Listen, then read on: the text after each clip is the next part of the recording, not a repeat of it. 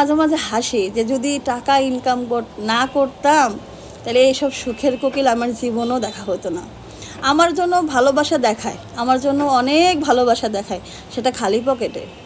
যখন টাকা পয়সা শেষ হয়ে যায় তখন এসে খুব প্রীতি দেখায়, আহারে প্রীতি, তখন আমার পান্তাবাদ থেকেও বিরিয়ানির বাস কয়।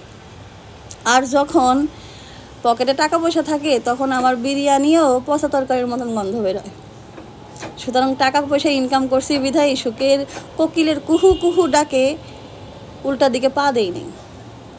সুখের কোকিলরা সবসময় সুযোগের সন্ধানে থাকে, সুযোগ পাইলেই আপনারা ব্যবহার করবে, সুযোগ শেষ হয়ে গেলে আপনারা আপনার জায়গাটা বুঝাই দেওয়া আস্তে সরে যাবে। সুতরাং সুখের কোকিলের পিছনে দৌড়ায়েন না, আর নিজের যা অবস্থান সেটা প্রথম দিন থেকে বুঝান, নয়তো জীবনে অনেক ভুল করবেন। আসসালামু আলাইকুম everyone, hope you are doing fine. জামাই বা স্বামীর কাছে কখনো অত বেশি সতী সাবিত্রী হওয়ার দরকার নাই যে এই মানুষটা আপনার উপরে একটা ধারণা করুক যে এই মহিলার তো আসলে কিছু লাগেই না, এই মহিলার তো আসলে কিছু প্রয়োজনই নাই। জীবনে এত বেশি সতী সাবিত্রী হওয়ার দরকার নাই ভাই জামাইয়ের কাছে, কারণ আপনি একটা মানুষ, দিন শেষে আপনার কিছু চাওয়া পাওয়া আছে, দিন শেষে আপনার কিছু শখ আহ্লাদ আছে, দিন শেষে আপনার একটু ঝালমুড়ি ফুচকা নতুন একটা শাড়ি পরতে ইচ্ছা করে, এখানে ওখানে ঘুরতে যেতে ইচ্ছা করে। এই প্রয়োজনটুকু স্বামীরা বুঝতে দেন, কারণ আপনি যদি জামাইয়ের কাছে সতী সাবিত্রী থাকেন তো একটা সমস্যা হবে কি জানেন, একটা সময়ের পর সংসারের বয়স যখন 5 বছর 10 বছর চলে যাবে তখন আপনি নিজেই নিজের শূন্যতায় ভুগবেন। তার চেয়ে বড় রিয়াকশন হবে কি জানেন, যে স্বামীরে আপনি কখনো 10 টাকার চুড়ি আনতে বলেন নাই, 10 টাকার টিপের পাতা আনতে বলেন নাই, একটা লিপস্টিক কিনতে বলেন নাই, সেই স্বামীটাই একদিন দেখবেন অন্য বেটার বউয়ের জন্য আন্ডারগার্মেন্টস কিনে, লিপস্টিক কিনে। যেটা আমার বাস্তব জীবনে, আমার জীবনে যে অভিজ্ঞতাটা হয়েছে সেটা শোনেন। তো আমার খুব অল্প বয়সে বিয়ে হয়ে গেছে, সেই সুবাদে আমার সম্পূর্ণ খরচ, পড়ালেখার খরচ, কাপড় চোপড় খরচ সব কিছু আমার মা প্রেফার করছে। তো আমার প্রথম বাচ্চা হয়েছে তাও আমার বাবার বাড়িতে, সম্পূর্ণ ডেলিভারি খরচ হইতে শুরু করে অ্যাসেটরা যা কিছু লাগে, মানে একটা মানুষের যত যা কিছু প্রয়োজন সব কিছু দেওয়ার পর তার শ্বশুরবাড়িতেও আমার মা অনেক কিছু দিত, আমার শ্বশুরবাড়িতে অনেক কিছু দিত, জ্যৈষ্ঠিয়া পূজা এটা সেটা। মানুষ বিয়ে দিলে কি কি দিতে হয় না, ওগুলো তো দিতে হয়। আসলে এখন ওইসব মানুষদেরকে বলতে ইচ্ছা করে, যদি একটা মেয়েরে বউ বানায় নেওয়ার পর তার খাওয়ার জন্য প্লেট দিতে হয়, কাপড় চোপড় দিতে হয়, থালা বাসন দিতে হয়, তার 14 গোষ্ঠীর কাপড় চোপড় দিতে হয়, তার 14 গোষ্ঠী কী কী ইনকাম করবে সব খরচা খরচ মেয়ে বউয়ের বাপের বাড়ি থেকে দিতে হবে, তাহলে জামাইরে আর জামাইয়ের বাপের বাড়ি থাকার দরকার কি? জামাইরে তো উঠাই নিয়ে বউর বাপের বাড়িতে রাখা যায় না। ওই সিস্টেমটা হলে আমাদের দেশে খুবই ভালো হতো। তো যেটা বলতেছিলাম যে যেই ক্ষতিটা আমার হয়েছে, যে আমার মা দিতে দিতে একটা অভ্যাস করে ফেলছে।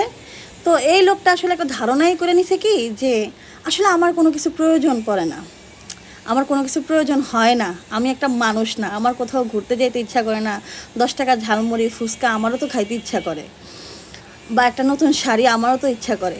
একটা সময় পর্যন্ত যখন মা এগুলো খরচ চালাইছে তখন মা আমার খরচ চালাতে চালাতে মা নিজেই স্বাবলম্বী করার জন্য রাস্তা দেখাই দিছে যে পড়াশোনা কর, হয়তো বা কোনো একটা হাতের কাজ কর, বা যে কোনো ওয়েতে তোর টাকা ইনকাম করতে হবে, কারণ এই জীবন তুই টাকা ছাড়া সবচেয়ে বেশি অসহায় থাকবি। আর মানুষ, যেসব মানুষ অসহায় সুযোগ নেয় ওসব মানুষ তো বিষাক্ত কালসাপের চেয়েও খারাপ, বিষাক্ত কালসাপের চেয়েও ভয়ঙ্কর। তো একটা আমি এত বোকা, বোকা মানে বোকার রাজ্যে হয়তো বা আমার মতো বোকা কেউ নাই। যেই পুরুষ আমারে কোনো দিন 1 রত্তি স্বর্ণ দেয় নাই, 10টা টাকা দেয় নাই যে 10টা টাকা দিয়া তুমি কিছু খাইও মন চাইলে, ভালো একটা কাপড় দেয় নাই, ভাই ওই লোকটা আমার কি ভবিষ্যৎ করবে? যারা আমার মতন এরকম বোকা আছেন না, যারা মনে করেন যে আসলে জামাই থাকলে এক সময় তো আপনার ভবিষ্যৎ হবেই, দিন শেষে 16-17 বছর এখন কি হয়েছে জানেন, 16-17 বছর পর এখন দেখি যে ভাই জামাইয়ের ব্যাংকের নমিনি হইলো আমার শাশুড়ি, জামাইয়ের যা কিছু করে শাশুড়ির নামে করে, 7টা ভাইরে দাঁড় করাইছে, বোন রেপদেরকে বিয়ে দিছে। এখন চিন্তা করে দেখতেছি, এখন আমার বাচ্চাদের যখন পড়াশোনা করার সময় হয়েছে এখন তার টাকা পয়সা নেই, সে আমাকে অভাব কি জিনিস বুঝাইতেছে, চাউলের কেজি 80 টাকা প্রায় সময় বলে। তা আমি এখন বুঝতেছি, এখন রিয়েলাইজ করতেছি আসলে এই মানুষটা থেকে আমার অনেক আগেই বিদায় নেওয়া দরকার ছিল। শুধু বাচ্চাদের কি হবে, বাচ্চাদের কি হবে, বাচ্চাদের মায়া ত্যাগ করতে পারি না বিধায় অনেক নারীরা ঘর থেকে বের হয় না, সংসারের পরিত্যাগ করে না। এখন 17 বছর পর্যন্ত চিন্তা করছি খালি আমার জামাই মনে হয় আমার ভবিষ্যৎই করতেছে, থাক এখন দিতেছে না, বয়সকালে হয়তো বা সংসার যখন একটু ভারী হবে তখন দিবে। ভাই আসলে বয়সকালে হোক আর জোয়ানকালে হোক আর বুড়াকালে হোক, কখনই আমার ফ্রান্ডে আমার জন্য কোনো কিছু ছিল না। আমার জন্য যা কিছু ছিল তা শুধু আমার মাই দিছে। আমার মা এটা সেটা ওইটা সেটা, মানে এমন কোনো কিছু না যেটা আমার মা দেয় না। এখন যখন সংসারের বছর 16-17 বছর হয়েছে, এখন খালি উঠতে বইতে যাইতে মানে বুঝাইতেছে চালের কেজি 80 টাকা, মানে বিভিন্ন উপায়ে তার মায় আবার তারে তাবিজ দেয়, সে আবার মাঝে মধ্যে তাবিজ ব্যবহার করে যেন আমি যেন স্বেচ্ছায় ঘর সংসার থেকে চলে যাই। একটা জিনিস কি জানেন, আমরা অনেক বোকা, যে তাবিজ করে আসলে কেউ কারো সংসার ভাঙতে পারে না। যদি এমনই হইতো তাহলে পৃথিবীর ওই যখন আওয়ামী লীগ থাকতো তখন বিএনপির তাবিজ করে মেরে ফেলতো, আর যখন বিএনপি ক্ষমতায় আসে তখন আওয়ামী লীগের তাবিজ করে মেরে ফেলতে পারতো। যারা আমার মতো বোকা, এই বোকামিটা কখনো করেন না। অ্যাটলিস্ট বিয়ের শুরু থেকে সংসার জীবনের যখন শুরু থেকে তারা বোঝান যে আপনার কিছু প্রয়োজন আছে, আপনি একটা দিন শেষে একটা মানুষ।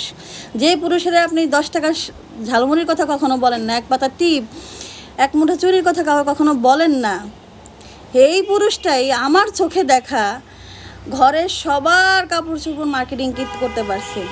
পেটিকোট কার কোন সাইজের, 40 সাইজ না 56 সাইজ না কত সাইজ, কোমরের কত মাপ, কোমর মহিলাদের কোমর দেখলেই সে, যে কোনো মহিলা দেখলেই সে কোমরের আইডিয়া করতে পারে যে এর কোমরের মাপ কত। সবার মার্কেটিং করতে পারে। শুধু আমার বেলায় কি জানেন, আমার বেলায় নাই, কালার পছন্দ হয় না, কিনতে পারে না, টাকা থাকে না। আমার বেলায় হলো আপনার ভবিষ্যতে দিবে, ভবিষ্যতে হবে, বুঝছেন। আসলে ভবিষ্যতে আমার কখনো বর্তমানও ছিল না, অতীতও ছিল না, আর ভবিষ্যতেও থাকবে না। এটা হলো আমার ভবিষ্যৎ। বিশ্বাস করবেন, সাপ তার উপরে চামড়ার যেটা হয় না খোলস, ওইটা ছিঁড়া ফেলার পরও সাপ সাপই থাকে। সাপ কিন্তু গুল সাপও হয় না, সাপ আবার জোকও হয় না। সুতরাং আমার জন্য অনেক মানুষ আগলা প্রীতি দেখায়। কখন দেখা জানেন, খালি পকেটে। ভাই জীবনে কটা টাকা ইনকাম করতে পারছি বিদায়, বা এই এতটুকু বয়সে যদি আমি কোনো কিছু করা বন্ধ করেও দেই, আমার শেষ বয়স পর্যন্ত আমি বসে বসে খাইতে পারবো, অতটুকু অ্যাবিলিটি আমার আছে, অতটুকু স্বাবলম্বী আমি নিজে তৈরি করে নিছি। এখন কথা হইল, জীবনে যদি টাকা ইনকাম না করতাম তাহলে হয়তো দুর্গতির শেষ থাকতো না, কিন্তু টাকা ইনকাম করার ফলে ভাই এত সুখের কোকিল আমার আছে, এই কোকিলেদের কুহু কুহু ডাকে আমার জীবনের বজ্রসন হয়ে যায়, বুঝলেন। কিন্তু আমি